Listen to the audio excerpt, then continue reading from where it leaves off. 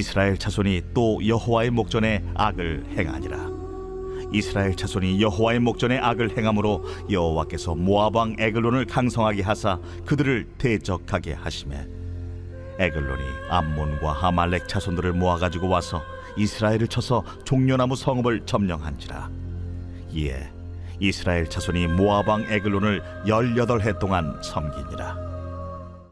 하나님 보시기에 또 내가 보기에도 다른 사람들이 나를 볼 때 나의 장점이 있고 약점이 있고 나의 강함이 있고 약함들이 있겠죠.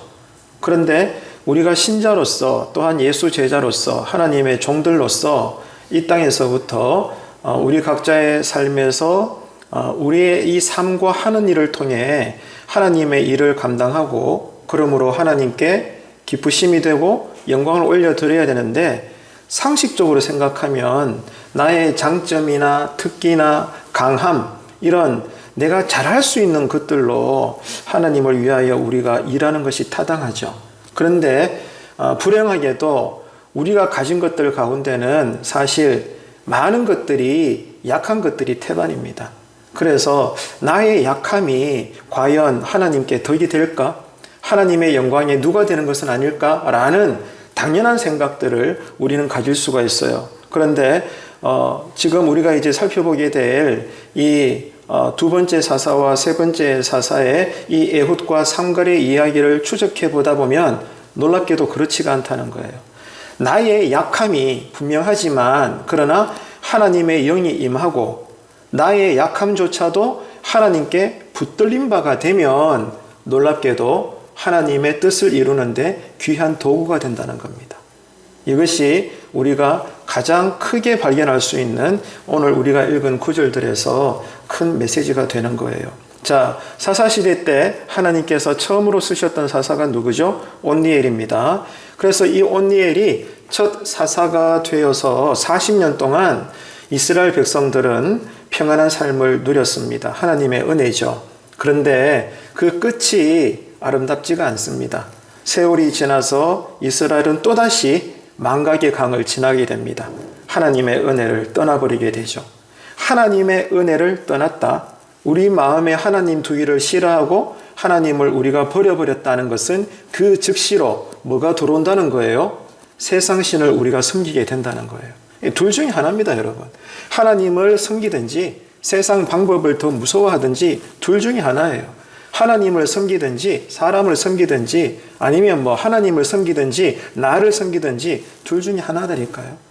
이것을 여러분 절대로 잊지 마십시오. 그래서 이스라엘 백성들이 세월이 많이 흘렀을 때 이렇게 40년이 지나가면서 또 첫 은혜의 마음을 다 잊어버리고 또다시 하나님의 은혜를 떠나게 되니까 다시금 우상을 섬기는 그런 죄악을 저지르게 됩니다. 그래서 하나님께서 처음부터 남겨두셨던 이 가나안 민족들을 통해서 이스라엘 백성들을 시험하겠다고 이미 진적에 하나님께서 말씀하신 바가 있죠. 그래서 그 언약대로 오늘 본문에서 하나님은 또다시 그 일을 반복하시는 거예요.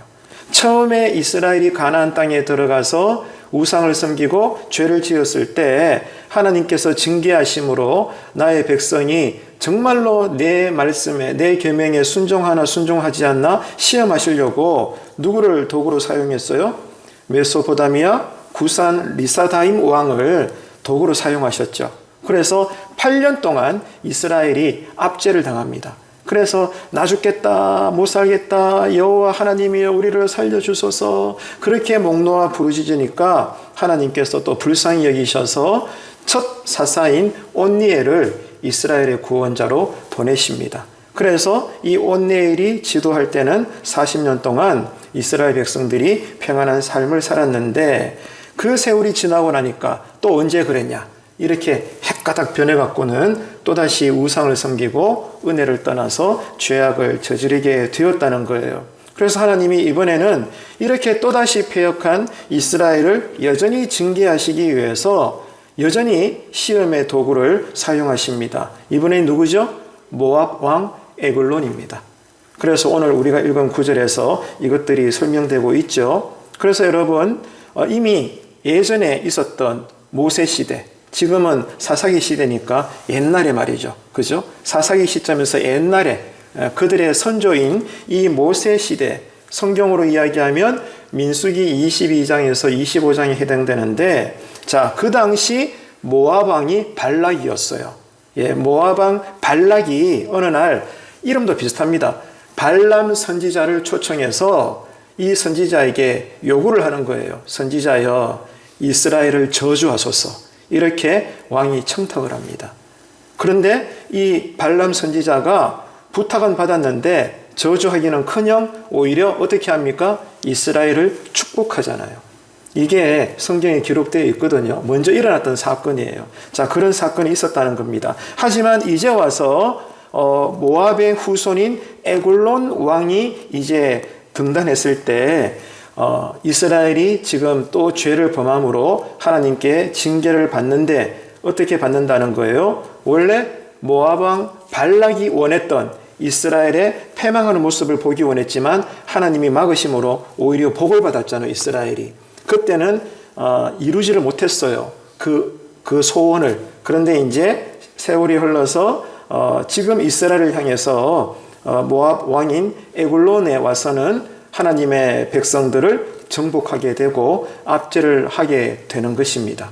이것이 지금 오늘 우리가 읽은 이야기의 시점인 거예요. 그러니까 조상 발락 왕이 이루지 못했던 일을 후대에 와서 모압 왕의 후대의 왕인 에글론 왕 시절에 와서는 저들이 원하는 대로 이스라엘을 압제할 수 있게 되었다. 그 말입니다.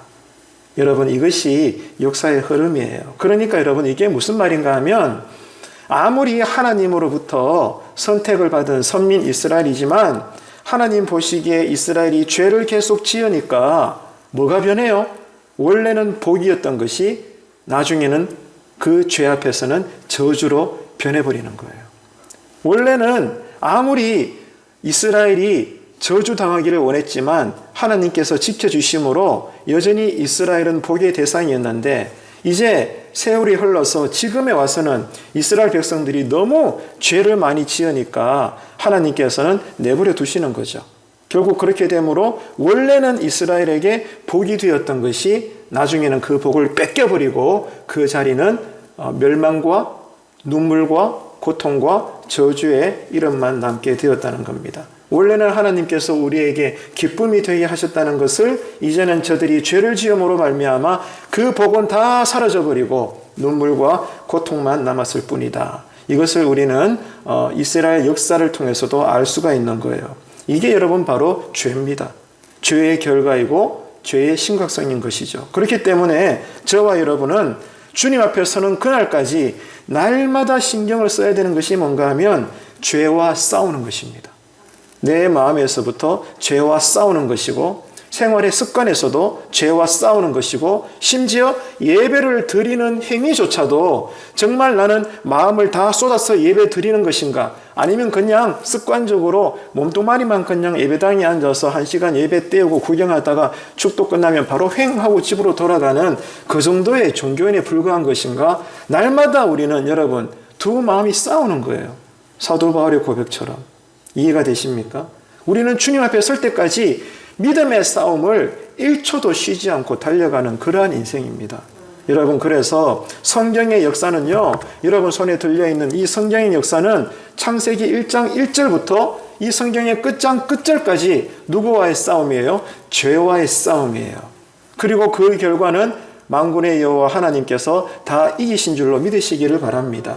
우리는 그것을 확인하는 그 신앙의 과정을 지나가는 것입니다. 그래서 우리가 날마다 제일 먼저 관심을 가지고 신경을 쓰고 은혜를 구하고 하나님 앞에 엎드려야 될 것은 오늘 또 내가 거룩한 은혜를 받음으로 예수 이름으로 죄를 대적하고 예수 이름으로 죄를 떠나게 만들고 여러분 그래서 어떤 상황에서도 하나님 보시기에 거룩한 자녀요 거룩한 백성으로 살아내셔서 하나님이 나를 어떻게 쓰시더라도 심지어 나의 약점까지도 강하게 쓰실 수 있는 그런 나의 하나님이 되실 수 있도록 여러분 거룩성을 잘 유지하시는 저와 여러분의 신앙 되시기를 축복합니다. 자, 그래서 본문 12절 보시고 함께 읽도록 하겠습니다. 12절 함께 읽어요.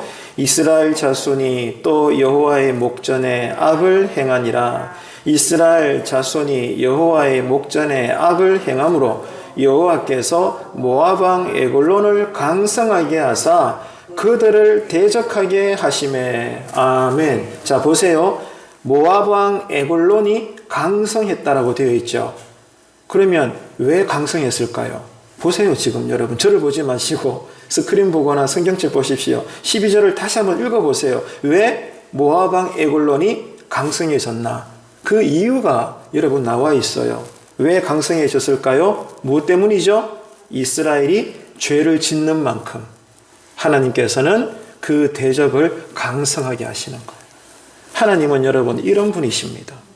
그러니까 이스라엘의 대적인 모압 왕 에글론의 강성함은 곧 이스라엘의 범죄와 상당한 연관성이 있다는 것을 성경은 지금 우리에게 가르쳐주고 있는 거예요.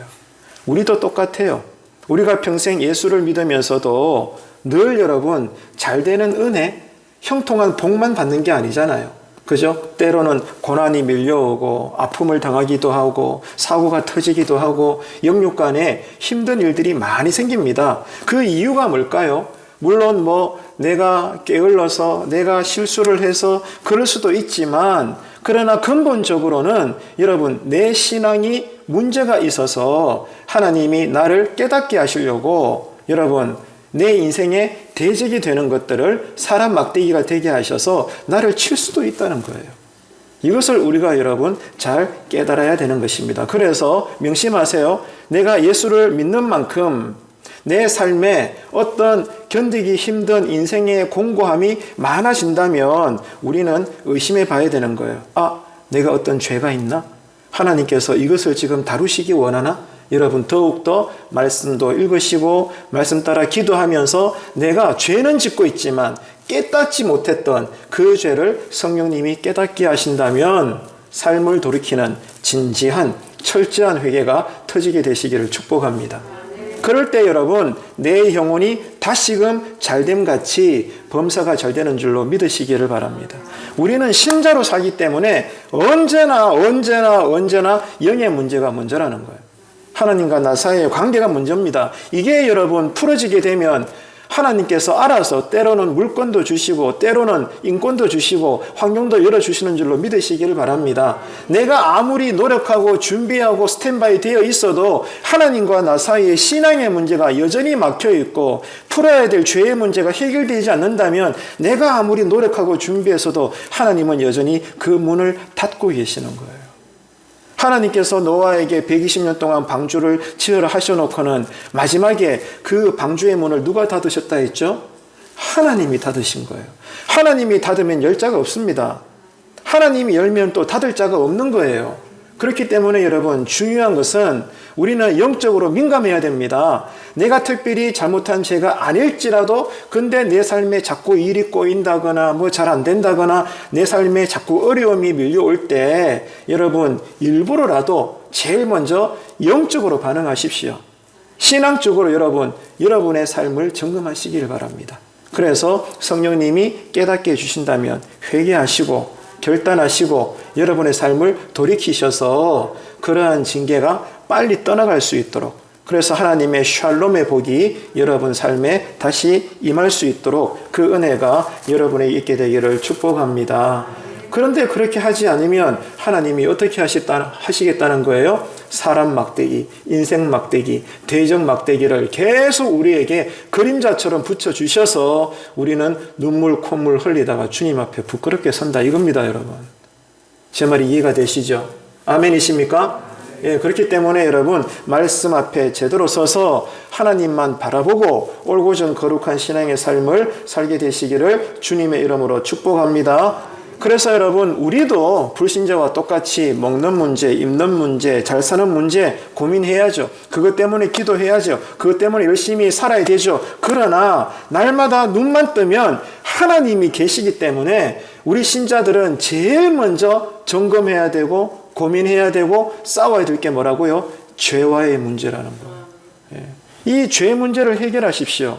그래서 여러분 더러운 것은 물로 씻어야 되잖아요. 그죠? 그래서 이 신앙의 더러운 것을 씻는 물이 뭐예요? 주의 말씀입니다. 그리고 기도는 성령님의 기름 부으심입니다. 쉽게 말하면 우리가 세수하고 나면은 얼굴이 건조해지면 안 되니까 영양가만은 화장품을 바르잖아요. 이 화장품은 성령의 기도의 기름이라고 생각하시면 돼. 그리고 그 전에 얼굴을 뽀득뽀득 씻는 이 깨끗한 물로 씻는 것은 주의 말씀인 거예요. 그래서 이 땅을 사는 동안 우리가 주님과 함께 가까이 하면서 거룩함을 유지할 수 있는 비결은 오직 말씀과 기도밖에 없는 거예요. 그러므로 여러분, 늘 바쁘셔도, 늘 때로는 목이 무거우셔도, 그러나 우리가 게을리하지 말아야 될 것은 말씀과 기도의 종이 되셔야 된다. 그래서 하나님의 뜻대로 가정도 살고 이태에서 열심히 일하고 또 거룩한 교회에서도 맡은 바 사역을 잘 감당할 수 있는 저와 여러분이 되셔야 하나님의 형통이 여러분에게 샬롬의 복으로 임하게 될 줄로 믿으시기를 바랍니다. 자, 이렇게 모압 왕 에글론은 암몬과 또 아말렉 족속과 동맹을 맺어요. 그래서 이스라엘을 쳐들어옵니다. 그러므로 인해서 여리고성을 점령을 해요. 그 결과로 이스라엘은 무려 18년 동안이나 모압의 압제를 받으면서 에글론 왕을 섬겨야 했습니다. 자, 본문에서 확인해 볼까요? 이번에는 13절, 14절 함께 읽습니다. 에글론이 암몬과 아말렉 자손들을 모아 가지고 와서 이스라엘을 쳐서 종려나무 성읍을 점령한지라. 이에 이스라엘 자손이 모압 왕 에글론을 18해 동안 섬기니라. 아멘. 자, 여러분 따라합시다. 여리고성. 자, 여러분 여리고성 하면은 뭐가 생각나요? 뭐가 생각납니까? 이스라엘이 여호수아의 인도를 따라서 요단강을 건너죠. 그리고 가나안 땅에 들어가잖아요. 가나안 땅에 들어가서 첫 번째 전투가 뭐예요? 여리고성 싸움이잖아요. 그런데 기가 막힌 것은 이 여리고성이 어떻게 무너졌어요? 인간의 방법으로 무너졌습니까? 아니에요. 하나님의 거룩한 방법으로 우리는 손 하나 대지 않고 목소리만 외친 거예요. 6일 동안 침묵으로 뺑글뺑글 돌다가 7일째 되는 날 모두가 와 하고 쉽게 이야기하면 강력한 예배의 소리, 찬양의 소리, 기도의 소리, 아멘 소리를 외쳤을 때 이 두터운 여리고성이 밖에서 안으로 다 함몰되고 무너져 버린 거예요. 할렐루야. 하나님의 방법으로 하나님의 싸움에서 하나님이 이기신 거예요. 이게 여러분 이스라엘 역사의 위대한 자랑거리로 남아야 될 여리고성 전투인 것입니다. 그런데 가나안에 들어와서 이스라엘 백성들이 계속해서 악을 저지르고 여호와 하나님께 징계를 받으니까 이렇게 영광스러운 여리고성의 흔적이 이제는 승리가 아니고 패배요 실패가 되었다는 거예요. 이방인들에게 압제를 당하는 오히려 그 이스라엘 대적들에게 정복당하는 처참한 도시로 변화가 되었다는 것입니다, 여러분. 끔찍하지 않습니까? 이게 여러분 죄의 결과예요.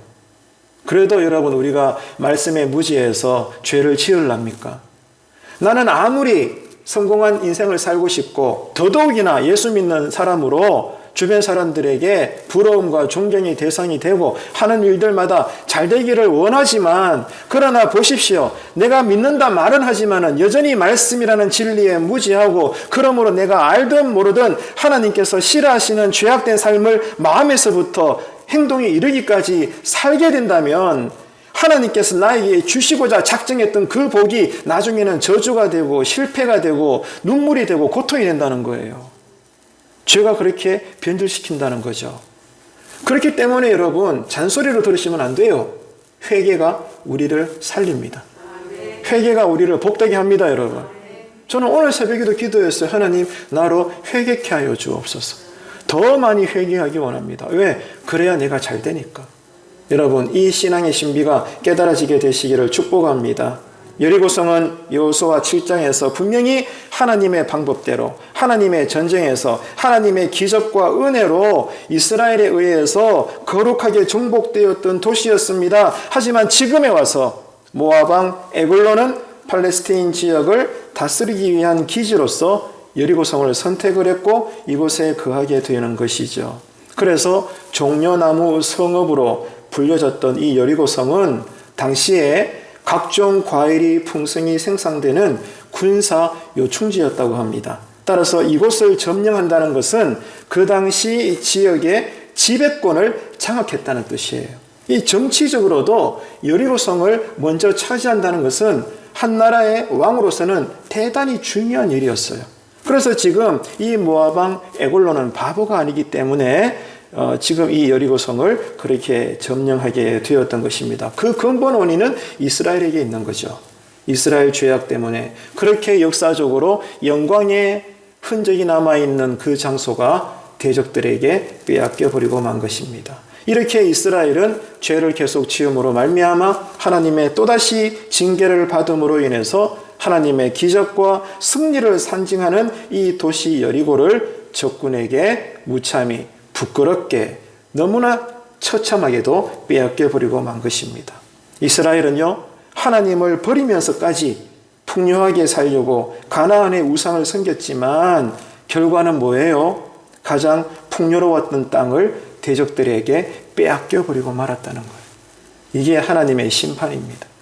우리가 간사하게도 우리 나름대로의 판단에 따라 하나님을 내가 저울질해보고 하나님 신앙 별거 없어. 옛날에는 몰라도 광야 때는 필요했지만 이제 가나안 땅에 들어와서 우리도 농사 짓고 살아야 되는데 가나안의 신들도 솔직히 우리가 진지하게 생각해 봐야 돼. 다시 말해서 광야 때는 하나님을 섬겼지만 즉 교회 안에서는 하나님께 예배드리고 사회생활은 또 다르게 해야 되는 거야. 그 짝입니다, 여러분. 그래가지고 이스라엘 백성들이 자기 소견에 따라 생활의 풍요함을 위해서 당장 눈에 보이는 그 현세적인 복을 쟁취하기 위해서 하나님을 버리면서까지 가나안 사람들과 결혼하고 가나안 문화에 젖어들고 그러므로 가나안 우상까지도 하나님도 섬기고 가나안의 우상도 섬기고 이런 폐역을 저질렀는데 결과가 뭐냐? 저희들 뜻대로 된 게 아니라는 거예요. 저희들이 그토록 원했던 풍요로운 땅도 이방 대적들에게 다 빼앗겨버리는 처참한 결과가 일어났던 것입니다. 이게 여러분 하나님께서 하시는 일이에요. 다시 말해서 죄의 심각한 결과라는 겁니다. 여러분 그렇기 때문에 명심하세요. 세상의 것을 얻기 위해서 하나님을 버리면 도리어 여러분이 가지고 있던 크고 작은 모든 귀한 것들도 남의 주머니 속에 들어가 버립니다. 다 빼앗기게 돼요. 아멘 하셔야 됩니다. 아멘이십니까? 여러분 절대로 신앙을 타협하지 마세요. 하나님의 은혜를 수담 삼지 마십시오. 내가 하나님 따라가야 되지. 내가 원하는 대로 나에게 없는 능력을 하나님이 가졌다고 해서 하나님을 알라딘 램프의 요정처럼 수단 삼아서는 안 됩니다, 여러분. 그래서 간사하게도 교회 안에서는 하나님 섬기고 교회 바깥에서는 회사 섬기고 사람들 섬기고 세상 방법 더 따지고 말이죠. 이렇게 여러분 이중잣대로 살게 되면 내가 원래 가지고 있던 다른 여러분 이 땅에 하나님께서 주신 복들도 다 빼앗겨버리는 거예요. 그런 꼴 당하기 전에 하나님만 섬기시는 저와 여러분의 올고전 교회 신앙 되기를 축복합니다. 우리의 죄악이 뭐라 그랬죠? 믿는 자의 타락이 뭐라 그랬죠? 하나님을 한순간 안 믿고 다른 종교의 신을 섬기는 게 아니라 하나님도 섬기고 세상도 섬긴다는 거예요. 이게 여러분 우리 믿는 신자들의 극심한 타락입니다. 이게 남의 이야기가 아니겠죠. 정도의 차이지만 다 똑같다고 봐요. 정말 우리가 하나님만 섬기는 것 같아요? 여러분 아니지 않을까요? 우리도 여러분 퍼센트테이지만 다르지 우리 역시 하나님도 섬기고 사람도 섬기고 나도 섬기고 세상도 따지고 물질도 따지고 자기 감정이 먼저고 말이죠. 여러분 그렇게 살지 않나요? 이게 여러분 죄라는 거예요. 그래서 성도들은 아침에 눈만 뜨면 여러분 새벽기도 나오면 기도할 때마다 회개가 터지는 거예요. 하나님 오늘도 내가 오직 당신만 내가 섬기기를 원합니다. 오직 내가 당신만 바라보고 가정으로 들어가고 일터로 들어가고 때로는 육신이 피곤하고 아파도 믿는 자로서 내가 불신자들과 어울려 살아가는 이 세상살이에서 구별되게 거룩하게 직장생활도 하기를 원합니다. 때로는 손해를 당할지라도 결국에는 나를 더 존귀하게 하여 주실 줄로 믿습니다. 이 하나님을 내가 경험하게 하여 주옵소서. 오늘 새벽에도 은혜 주시고 성령 충만하게 하여 주옵소서. 여러분 이 기도를 드려야 되는 거죠. 이렇게 살아내는 저와 여러분의 교회 신앙 되시기를 주님의 이름으로 축복합니다. 다시 강조해요. 세상의 것을 얻기 위해서 신앙을 타협하거나 한쪽 다리는 교회에, 한쪽 다리는 세상에, 다시 말해 하나님을 버려버리게 되면 도리어 내가 가지고 있는 다른 것들도 다 결국에는 빼앗겨 버리게 된다. 이것은 절대로 변하지 않는 신앙의 원리다. 여러분 이 사실을 꼭 기억하시고 누가복음 17장 한번 찾아봅시다. 자, 우리에게 주시는 경고이기도 해요. 무릇 자기 목숨을 보존하고자 하는 자는 잃을 것이요 잃는 자는 살리리라. 아멘. 여러분 이해가 되십니까? 이해가 되세요? 예. 둘 중에 하나만 선택하라면 뭘 선택해야 되겠어요? 하나님이냐 세상이냐 둘 중에 뭘 선택해야 되겠어요? 하나님을 선택하시는 정말로 마음에서 울려나오는 여러분의 신앙 고백 되기를 축원합니다. 그리고 그것이 삶으로 나타나게 되기를 축원합니다. 여러분 두 주인은 섬길 수 없어요. 하지만 인생살이는 뭐예요? 시시때때로 하나님이냐 세상이냐 이 두 주인이 겹친다는 거예요. 가정에서도 일터에서도 내 모든 인생살이에서 겹칠 때가 얼마나 많은지 몰라. 그러니까 믿음은 싸움이에요. 믿음은 선택이에요. 둘 중에 내가 어떤 주인을 선택할 것인가. 그렇기 때문에 여러분 성령님의 도우심이 아니면 우리는 절대로 하나님만 선택하기는 힘들다는 거예요. 그래서 말씀을 따라 기도하게 될 때 성령님이 나에게 요 상황에 맞는 딱 맞는 말씀을 생각나게 하시고 그래서 성령님은 이 말씀을 나로 붙잡게 하셔서 기도하게 하심으로 지금 이 가정의 문제, 일터의 문제, 신앙의 문제, 나의 어떤 관계의 문제든지 간에 말씀에 의해서 지금의 상황을 바라보게 하시는 거예요. 그래서 세상 방법이 아니라 내 소견이 아니라 말씀의 방법대로 하나님의 방법대로 이 문제를 내가 지나갈 수 있도록 성령님이 이끄신다는 거예요. 이것이 여러분 우리가 체험해야 될 삶의 자리입니다. 이 은혜를 위해서 새벽마다 또 오늘처럼 밤에도 언제든지 기도하시는 저와 여러분 되시기를 간절히 바랍니다. 물론 우리도 여러분 가정에 있어서 뭐 믿고 안 믿고를 떠나서 열심히 살아야죠. 사람답게 여러분 풍요를 누려야 되지 않을까요? 이것은 분명히 하나님의 뜻입니다. 그런데 내가 아무리 밤을 지새워서 열심히 노력하고 준비하고 아껴서 남들보다 빠른 인생길을 달려갈지라도 이제 누리려고 할 그쯤에 내가 갑자기 암 환자로 판명되어지고 시한부 인생으로 한 달밖에 못 산다면 이렇게 열심히 달려온 결과가 무슨 의미가 있습니까, 여러분? 안 그래요? 그래서 여러분 성경에도 나오잖아요. 어리석은 부자 이야기가 있지 않습니까?